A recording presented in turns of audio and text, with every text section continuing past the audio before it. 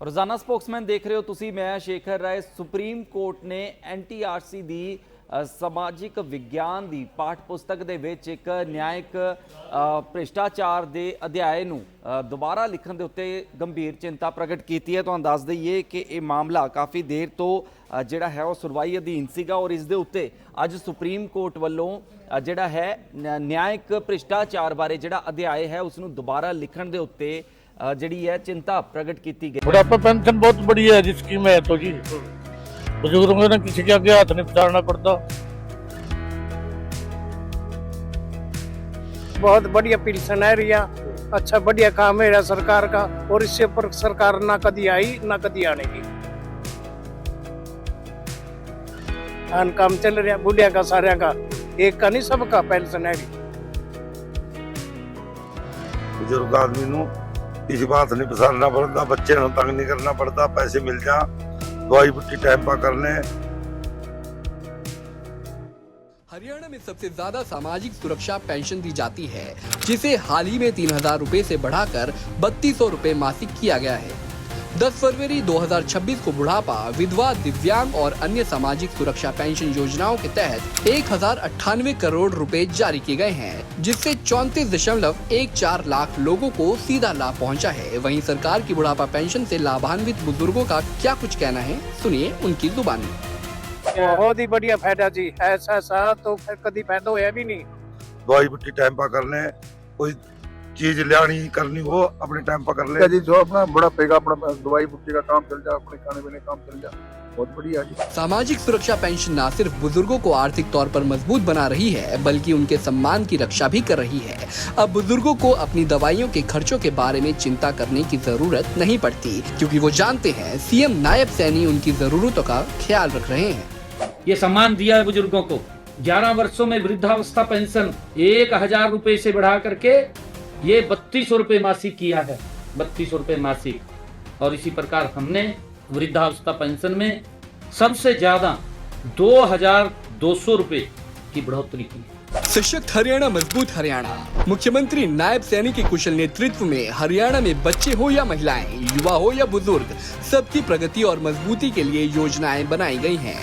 यह एक महत्वपूर्ण ਜਿਹੜਾ ਹੁਕਮ ਵੀ ਇਸ ਦੇ ਲਈ ਜਾਰੀ ਕੀਤਾ ਗਿਆ। ਅਦਾਲਤ ਨੇ ਕੇਂਦਰ ਸਾਰੀਆਂ ਰਾਜ ਸਰਕਾਰਾਂ ਅਤੇ ਜਨਤਕ ਤੌਰ ਦੇ ਉੱਤੇ ਫੰਡ ਪ੍ਰਾਪਤ ਸੰਸਥਾਵਾਂ ਨੂੰ ਵਿਵਾਦਪੂਰਨ ਸਮੱਗਰੀ ਤਿਆਰ ਕਰਨ ਦੇ ਵਿੱਚ ਸ਼ਾਮਲ ਵਿਅਕਤੀਆਂ ਤੋਂ ਆਪਣੇ ਆਪ ਨੂੰ ਦੂਰ ਕਰਨ ਦੇ ਨਿਰਦੇਸ਼ ਦਿੱਤੇ ਨੇ, ਜਿਹਨੂੰ ਅਸੀਂ ਵਿਸਥਾਰ ਦੇ ਵਿੱਚ ਤੁਹਾਨੂੰ ਦੱਸ ਦਈਏ ਕਿ ਇਹ ਨਿਰਦੇਸ਼ ਖਾਸ ਤੌਰ ਦੇ ਉੱਤੇ ਪ੍ਰੋਫੈਸਰ ਮਿਸ਼ੇਲ ਡੈਨੀਨੋ, ਜਿਨ੍ਹਾਂ ਨੇ NCERT ਸਮਾਜਿਕ ਵਿਗਿਆਨ ਪਾਠਕ੍ਰਮ ਪੈਨਲ ਦੀ ਪ੍ਰਧਾਨਗੀ ਕੀਤੀ, ਉਹਨਾਂ ਦੇ ਨਾਲ 2 ਸਹਿਯੋਗੀ ਮੈਂਬਰਾਂ ਦੇ ਜਿਹੜੇ ਨਾਮ ਨੇ ਉਹ ਵੀ ਸ਼ਾਮਲ ਕੀਤੇ ਨੇ। ਅਦਾਲਤ ਨੇ ਕਿਹਾ ਕਿ ਇਹਨਾਂ ਵਿਅਕਤੀਆਂ ਨੂੰ ਹੁਣ ਜਨਤਕ ਪੈਸੇ ਦੁਆਰਾ ਫੰਡ ਕੀਤੇ ਜਾਣ ਵਾਲੇ ਪਾਠਕ੍ਰਮ ਵਿਕਾਸ ਜਾਂ ਫਿਰ ਪਾਠ ਪੁਸਤਕਾਂ ਦੀ ਤਿਆਰੀ ਦੇ ਨਾਲ ਜੋੜਿਆ ਨਹੀਂ ਜਾਣਾ ਚਾਹੀਦਾ। ਅਦਾਲਤ ਨੇ ਅਧਿਕਾਰੀਆਂ ਨੂੰ ਸ਼ਾਮਲ ਮੈਂਬਰਾਂ ਨੂੰ ਵੱਖ ਕਰਨ ਦਾ ਜਿਹੜਾ ਨਿਰਦੇਸ਼ ਦਿੱਤਾ, ਉਹਦੇ ਵਿੱਚ ਕੀ ਕੁਝ ਕਿਹਾ ਉਹ ਵੀ ਤੁਹਾਨੂੰ ਵਿਸਥਾਰ ਦੇ ਵਿੱਚ ਦੱਸ ਦਿੰਦੇ ਹਾਂ। ਭਾਰਤ ਦੇ ਚੀਫ ਜਸਟਿਸ ਸੂਰਿਆ ਕਾਂਤ ਦੀ ਅਗਵਾਈ ਵਾਲੇ ਬੈਂਚ ਨੇ ਕੇਂਦਰ ਸਰਕਾਰ ਅਤੇ ਸਾਰੇ ਰਾਜਾਂ ਅਤੇ ਸੰਸਥਾਵਾਂ ਨੂੰ ਇਹ ਨਿਰਦੇਸ਼ ਜਾਰੀ ਕੀਤੇ ਨੇ, ਹੁਕਮ ਜਾਰੀ ਕੀਤੇ ਨੇ ਕਿ ਜੋ ਸਰਕਾਰੀ ਫੰਡਿੰਗ ਪੂਰੀ ਤਰ੍ਹਾਂ ਜਾਂ ਫਿਰ ਅੰਸ਼ਕ ਤੌਰ ਦੇ ਉੱਤੇ ਪ੍ਰਾਪਤ ਕਰਦੇ ਨੇ, ਸੰਬੰਧਿਤ ਵਿਅਕਤੀਆਂ ਨੂੰ ਕਿਸੇ ਵੀ ਪਾਠਕ੍ਰਮ ਦੇ ਨਾਲ ਸੰਬੰਧਿਤ ਪ੍ਰੋਜੈਕਟਾਂ ਤੋਂ ਹਟਾਉਣ ਲਈ ਹੈ। ਇਹ ਹੁਕਮ ਨਿਆਂਪਾਲਿਕਾ ਦੇ ਵਿੱਚ ਭ੍ਰਿਸ਼ਟਾਚਾਰ ਸਿਰਲੇਖਨ ਅਤੇ ਵਾਲੇ ਇੱਕ ਉਪ ਅਧਿਆਏ ਦੇ ਨਾਲ ਸੰਬੰਧਿਤ ਹੈ, ਜੋ ਕਿ 8ਵੀਂ ਜਮਾਤ ਦੀ NCERT ਸਮਾਜਿਕ ਵਿਗਿਆਨ ਪਾਠ ਪੁਸਤਕ ਦੇ ਭਾਗ 2 ਦੇ ਵਿੱਚ ਆਉਂਦਾ ਹੈ। ਅਦਾਲਤ ਦੇ ਅਨੁਸਾਰ ਸਮੱਗਰੀ ਦਾ ਖਰੜਾ ਜਿਹੜਾ ਹੈ ਤਿਆਰ ਕਰਨ ਦੇ ਵਿੱਚ ਸ਼ਾਮਲ ਮਾਹਰਾਂ ਨੂੰ ਵਿਦਿਆਰਥੀਆਂ ਦੇ ਲਈ ਵਿਦਿਅਕ ਸਮੱਗਰੀ ਦੀ ਤਿਆਰੀ ਜਾਂ ਫਿਰ ਅੰਤਿਮ ਰੂਪ ਦੇਣ ਦੇ ਵਿੱਚ ਹਿੱਸਾ ਲੈਣਾ ਜਾਰੀ ਨਹੀਂ ਰੱਖਣਾ ਚਾਹੀਦਾ। ਤੁਹਾਨੂੰ ਇਸ ਦੇ ਲਈ ਅਸੀਂ ਜਿਹੜਾ ਸੁਪਰੀਮ ਕੋਰਟ ਵੱਲੋਂ ਕੀ ਕੁਝ ਕਿਹਾ ਗਿਆ ਉਸ ਦੇ ਨਾਲ ਅਸੀਂ ਆਪਣੇ ਸਹਿਯੋਗੀ ਦੇ ਨਾਲ ਵੀ ਤੁਹਾਡੀ ਜਿਹੜੀ ਗੱਲਬਾਤ ਕਰਵਾਵਾਂਗੇ, ਉਹਨਾਂ ਤੋਂ ਜਾਣਾਂਗੇ ਕਿ ਕਿਸ ਤਰੀਕੇ ਦੇ ਨਾਲ ਜਿਹੜਾ ਹੈ ਕੋਰਟ ਵੱਲੋਂ ਇਹ ਆਰਡਰ ਦਿੱਤੇ ਗਏ ਨੇ ਔਰ ਅਗਰ ਸੁਪਰੀਮ ਕੋਰਟ ਨੇ ਨਿਆਂਪਾਲਿਕਾ ਦੀ ਜਿਹੜੀ ਪ੍ਰਤੀਨਿਧਤਾ ਹੈਗੀ ਹੈ ਉਸ ਦੇ ਉੱਤੇ ਕਿਵੇਂ ਚਿੰਤਾ ਜਿਹੜੀ ਹੈ ਉਹ ਪ੍ਰਗਟ ਕੀਤੀ ਹੈ। ਕਾਰਵਾਈ ਦੌਰਾਨ ਬੈਂਚ ਨੇ ਸਕੂਲੀ ਵਿਦਿਆਰਥੀਆਂ ਦੇ ਲਈ ਬਣਾਏ ਗਏ ਅਧਿਆਏ ਦੇ ਵਿੱਚ ਨਿਆਂਪਾਲਿਕਾ ਨੂੰ ਕਿਵੇਂ ਦਰਸਾਇਆ, ਇਸ ਬਾਰੇ ਦੇ ਵਿੱਚ ਸਵਾਲ ਚੁੱਕੇ ਨੇ। ਸ਼ੁਰੂ ਦੇ ਵਿੱਚ ਉਹਨਾਂ ਕਿਹਾ ਕਿ ਸ਼ੁਰੂ ਦੇ ਵਿੱਚ ਸਾਡੇ ਕੋਲ ਇਸ ਗੱਲ ਦੇ ਉੱਤੇ ਸ਼ੱਕ ਕਰਨ ਦਾ ਕੋਈ ਵੀ ਕਾਰਨ ਨਹੀਂ ਸੀ ਕਿ ਜਿਹੜੇ ਪ੍ਰੋਫੈਸਰ ਮਿਸ਼ੇਲ ਡੈਨੀਨੋ, ਸ਼੍ਰੀਮਤੀ ਦਿਵਾਕਰ ਅਤੇ ਸ਼੍ਰੀ ਆਲੋਕ ਪ੍ਰਸੰਨਾ ਕੁਮਾਰ ਨੂੰ ਜਾਂ ਤਾਂ ਭਾਰਤੀ ਨਿਆਂਪਾਲਿਕਾ ਬਾਰੇ ਵਾਜਬ ਗਿਆਨ ਨਹੀਂ ਹੈ ਜਾਂ ਫਿਰ ਉਹਨਾਂ ਨੇ ਜਾਣਬੁੱਝ ਕੇ ਤੱਥਾਂ ਨੂੰ ਗਲਤ ਤਰੀਕੇ ਦੇ ਨਾਲ ਪੇਸ਼ ਕੀਤਾ ਹੈ, ਜੋ ਕਿ 8ਵੀਂ ਜਮਾਤ ਦੇ ਵਿਦਿਆਰਥੀਆਂ ਦੇ ਸਾਹਮਣੇ ਭਾਰਤੀ ਨਿਆਂਪਾਲਿਕਾ ਦੀ ਨਕਾਰਾਤਮਕ ਤਸਵੀਰ ਪੇਸ਼ ਕੀਤੀ ਹੈ, ਜੋ ਕਿ ਪ੍ਰਭਾਵਸ਼ਾਲੀ ਉਮਰ ਦੇ ਨੇ ਜਿਨ੍ਹਾਂ ਦੇ ਸਾਹਮਣੇ ਇਹ ਜਿਹੜੀ ਹੈ ਗਲਤ ਤਸਵੀਰ ਜਿਹੜੀ ਉਹ ਪੇਸ਼ ਕੀਤੀ ਜਾ ਰਹੀ ਹੈ। ਸੋ ਦਿੱਲੀ ਤੋਂ ਸਾਡੇ ਸਹਿਯੋਗੀ ਕਮਲ ਕਾਂਤ ਸਾਡੇ ਨਾਲ ਜੁੜ ਚੁੱਕੇ ਨੇ। ਕਮਲ ਜੀ, ਹੋਰ ਕੀ ਕੁਝ ਜਿਹੜਾ ਸੁਪਰੀਮ ਕੋਰਟ ਵੱਲੋਂ ਜਿਹੜਾ ਇਸ ਮਾਮਲੇ ਦੇ ਉੱਤੇ ਜਿਹੜਾ ਅੱਜ ਚਿੰਤਾ ਜ਼ਾਹਿਰ ਕੀਤੀ ਗਈ ਹੈ, ਉਸ ਦੇ ਨਾਲ ਕਿਸ ਤਰੀਕੇ ਦੇ ਨਾਲ ਹੁਕਮ ਜਿਹੜੇ ਨੇ ਦਿੱਤੇ ਗਏ? ਕਮਲ ਜੀ, ਕੀ ਮੇਰੀ ਆਵਾਜ਼ ਆ ਰਹੀ ਹੈ ਤੁਹਾਨੂੰ? ਕਮਲ ਜੀ, ਆਵਾਜ਼ ਸੁਣ ਪਾ ਰਹੇ ਹੋ ਜੀ? ਸਾਡੇ ਸਹਿਯੋਗੀ ਸਾਡੇ ਨਾਲ ਜਿਹੜੇ ਨੇ ਉਹਨਾਂ ਦੀ ਆਵਾਜ਼ ਜਿਹੜੀ ਹੈ ਇਸ ਵੇਲੇ ਅਸੀਂ ਨਹੀਂ ਸੁਣ ਪਾ ਰਹੇ ਟੈਕਨੀਕਲ ਰੀਜ਼ਨ ਦੇ ਕਰਕੇ। ਤੇ ਤੁਹਾਨੂੰ ਦੱਸ ਦਈਏ ਕਿ ਇਸ ਦੇ ਨਾਲ ਜਿਹੜਾ ਸੁਪਰੀਮ ਕੋਰਟ ਨੇ ਇਸ ਮਾਮਲੇ ਦੇ ਉੱਤੇ ਕਈ ਤਰ੍ਹਾਂ ਦੇ ਸਵਾਲ ਚੁੱਕੇ ਨੇ ਤੇ ਨਾਲ ਹੀ ਬੈਂਚ ਨੇ ਇਸ ਗੱਲ ਦੇ ਉੱਤੇ ਵੀ ਜ਼ੋਰ ਦਿੱਤਾ ਹੈ ਕਿ ਸਕੂਲੀ ਪਾਠ ਪੁਸਤਕਾਂ ਨੌਜਵਾਨ ਵਿਦਿਆਰਥੀਆਂ ਦੀ ਸਮਝ ਨੂੰ ਆਕਾਰ ਦੇਣ ਦੇ ਵਿੱਚ ਮਹੱਤਵਪੂਰਨ ਭੂਮਿਕਾ ਨਿਭਾਉਂਦੀਆਂ ਨੇ ਅਤੇ ਇਸ ਦੇ ਲਈ ਜਿਹੜਾ ਹੈ ਉਹਨਾਂ ਨੂੰ ਜਾਣਕਾਰੀ ਨੂੰ ਜ਼ਿੰਮੇਵਾਰੀ ਦੇ ਨਾਲ ਤੇ ਸਹੀ ਢੰਗ ਦੇ ਨਾਲ ਪੇਸ਼ ਕਰਨਾ ਜ਼ਰੂਰੀ ਹੈ। ਸਾਡੇ ਸਹਿਯੋਗੀ ਸਾਡੇ ਨਾਲ ਕਮਲਕਾਂਤ ਜੁੜ ਚੁੱਕੇ ਨੇ, ਉਹਨਾਂ ਤੋਂ ਜਾਣਦੇ ਹਾਂ ਕਿ ਹੋਰ ਕੀ ਕੁਝ ਜਿਹੜਾ ਸੁਪਰੀਮ कोर्ट ਵੱਲੋਂ इस मामले ਦੇ ਵਿੱਚ किया गया। जी कमल जी।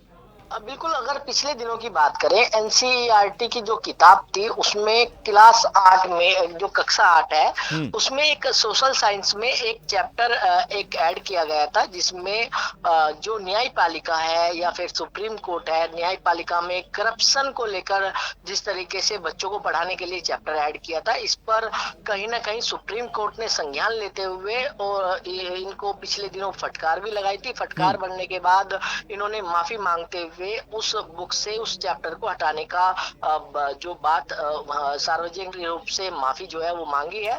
लेकिन जिस तरीके से जो सख्त सुप्रीम कोर्ट इस पूरे मामले पर सख्त दिखाई दिया, उन्होंने कहा है कि इस तरीके की जो बातें होती है तो कहीं ना कहीं इस तरीके की जो चीजें होने के बाद जो है कहीं ना कहीं सवाल जो है वो न्यायपालिका पर खड़े होते हैं। तो इसको लेकर उन्होंने सार्वजनिक रूप से अब माफी मांगी है और कहा है कि इन सारी बुकों को वापस मंगाकर और क्योंकि इस चैप्टर को हटाया जाए। तो इसको कहीं ना कहीं एनसीईआरटी ने ये बात मान ली है और अब इस पूरे मामले को जो है वो इस पूरे चैप्टर को हटा लिया जाएगा। लेकिन सबसे बड़ी बात यह है कि इस पर सुप्रीम कोर्ट ने संज्ञान लेते हुए कड़ी फटकार भी जो है एनसीईआरटी को लगाई है।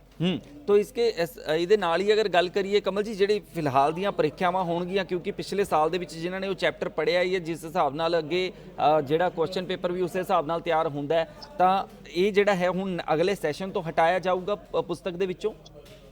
बिल्कुल, इस जो किताबें हैं उनसे इसको पूरी तरीके से अब हटा लिया जाने की बात एनसीईआरटी ने कही है और उन्होंने कहा है कि जिस बुक में छपा है इसको भी वापस जो है वो मंगा लिया जाए, क्योंकि किताब जब छपती है तो हार्ड कॉपी, सॉफ्ट कॉपी और इंटरनेट पर कहीं ना कहीं ये जाती है। तो सुप्रीम कोर्ट ने ये भी कहा है कि इनको हर जगह से हटाई जानी चाहिए और साथ ही ये दिया है कि जो दूसरे पब्लिकेशन है या डिस्ट्रीब्यूटर है या फिर जो स्कूलों में पहुंच चुकी है उन किताबों को फौरी तौर पर जो है जब्त कर लिया जाए और इसके लेकर कितनी किताबें, क्योंकि एनसीईआरटी ने छापी थी, कितना सर्कुलेशन जो है इसका छप चुका था, कितना बढ़ चुका था, इस पूरी जिस तरीके से निर्देश दिया है कि 2 हफ्ते में रिपोर्ट जो है वो कोर्ट ने मांगी है। तो 2 हफ्ते तक ये सारा कुछ सैटल करके ਜਿਹੜਾ ਰਿਪੋर्ट ਦਿੱਤੀ ਜਾਏਗੀ ਕੋਰਟ ਦੇ ਵਿੱਚ। बिल्कुल, सुप्रीम कोर्ट ने जिस तरीके से आदेश दिया, क्योंकि सुप्रीम कोर्ट इस पूरे मामले पर सख्त नजर आ रहा था, क्योंकि सुप्रीम कोर्ट की जो न्यायपालिका है उस पर कहीं ना कहीं इसको लेकर सवाल खड़े हो रहे थे कि न्यायपालिका के अंदर करप्शन किस तरीके का होता है। इस पर स्वतः सुप्रीम कोर्ट ने संज्ञान लिया है कि जहां लोगों का विश्वास है न्यायपालिका पर और एनसीईआरटी इस तरीके का चैप्टर अगर बच्चों को पढ़ाएगी तो कहीं ना कहीं विश्वास जो है न्यायपालिका पर लोगों का खत्म होता हुआ दिखाई देगा। तो संज्ञान लेते हुए कड़ी फटकार जो है लगाते हुए 2 हफ्ते में अब रिपोर्ट मांगी है कि इस चैप्टर को पूरी तरीके से हटाया जाए और साथ ही साथ चैप्टर हटाने के साथ साथ उनको ये भी निर्देश कि जितनी सर्कुलेशन पब्लिकेशन हो चुका है उसको पूरी तरीके से हटा लिया जाए। ਜੀ ਬਹੁਤ ਬਹੁਤ ਮਿਹਰਬਾਨੀ ਜੀ ਜਾਣਕਾਰੀ ਦੇਣ ਦੇ ਲਈ। ਤਾਂ ਕਿਤੇ ਨਾ ਕਿਤੇ ਇਹ ਇੱਕ ਗੰਭੀਰ ਚਿੰਤਾ ਜਿਹੜੀ ਹੈ ਇਸ ਦੇ ਲਈ ਬਣਦੀ ਹੈ, ਕਿਉਂਕਿ ਜਿਹੜੀ ਨਵੀਂ ਪੀੜ੍ਹੀ ਹੈ ਔਰ ਖਾਸ ਤੌਰ ਦੇ ਉੱਤੇ ਸੁਪਰੀਮ ਕੋਰਟ ਨੇ ਵੀ ਇਸ ਗੱਲ ਦਾ ਜ਼ਿਕਰ ਕੀਤਾ ਹੈ ਕਿ ਜਿਹੜੀ ਅਗਲੀ ਪੀੜ੍ਹੀ ਹੈ ਉਸ ਦੇ ਵਿੱਚ ਇਸ ਤਰ੍ਹਾਂ ਦੇ ਅਗਰ ਪਾਠਕ੍ਰਮ ਰੱਖੇ ਜਾਣਗੇ ਤਾਂ ਬੱਚਿਆਂ ਨੂੰ ਜਿਹੜਾ ਹੈ ਉਹ ਗਲਤ ਦਿਸ਼ਾ ਦੇ ਵਿੱਚ ਇੱਕ ਜਿਹੜਾ ਹੈ ਸਿੱਖਿਆ ਮਿਲਦੀ ਹੈ। ਤਾਂ ਇਸ ਗੱਲ ਦਾ ਕੋਈ ਕਾਰਨ ਨਹੀਂ ਹੈ ਕਿ ਅਜਿਹੇ ਵਿਅਕਤੀਆਂ ਨੂੰ ਅਗਲੀ ਪੀੜ੍ਹੀ ਦੇ ਲਈ ਪਾਠਕ੍ਰਮ ਦੀ ਤਿਆਰੀ ਜਾਂ ਫਿਰ ਪਾਠ ਪੁਸਤਕ ਨੂੰ ਅੰਤਿਮ ਰੂਪ ਦੇਣ ਦੇ ਨਾਲ ਕਿਸੇ ਵੀ ਤਰੀਕੇ ਦੇ ਨਾਲ ਕਿਉਂ ਜੋੜਿਆ ਜਾਵੇ। ਅਸੀਂ ਸੁਪਰੀਮ ਕੋਰਟ ਨੇ ਨਾਲ ਹੀ ਇਹ ਕਿਹਾ ਕਿ ਅਸੀਂ ਯੂਨੀਅਨ ਸਾਰੇ ਰਾਜ ਫੰਡ ਪ੍ਰਾਪਤ ਕਰਨ ਵਾਲੀਆਂ ਸਾਰੀਆਂ ਸੰਸਥਾਵਾਂ ਨੂੰ ਨਿਰਦੇਸ਼ ਦਿੰਦੇ ਹਾਂ ਕਿ ਉਹ ਉਹਨਾਂ ਨੂੰ ਕਿਸੇ ਵੀ ਸੇਵਾ ਪ੍ਰਦਾਨ ਕਰਨ ਤੋਂ ਵੱਖ ਕਰਨ ਜਿਸ ਦਾ ਅਰਥ ਜਨਤਕ ਫੰਡਾਂ ਤੋਂ ਉਹਨਾਂ ਨੂੰ ਭੁਗਤਾਨ ਕਰਨਾ ਹੋਵੇ। ਅਦਾਲਤ ਨੇ ਇਸ ਗੱਲ ਦਾ ਜਿਹੜਾ ਹੈ ਉਹ ਨੋਟਿਸ ਦਿੱਤਾ ਤੇ ਉਸ ਦੇ ਨਾਲ ਇਸ ਗੱਲ ਦੇ ਉੱਤੇ ਜ਼ੋਰ ਦਿੱਤਾ ਹੈ ਕਿ ਜਿਹੜੇ ਇਸ ਪਾਠਕ੍ਰਮ ਨੂੰ ਐਡ ਕਰਨ ਵਾਲੇ ਲਿਖਣ ਵਾਲੇ ਜਿੰਨੇ ਵੀ ਟੀਮ ਦੇ ਮੈਂਬਰਸ ਨੇ ਉਹਨਾਂ ਨੂੰ ਹਰ ਚੀਜ਼ ਤੋਂ ਹਟਾ ਦਿੱਤਾ ਜਾਵੇ।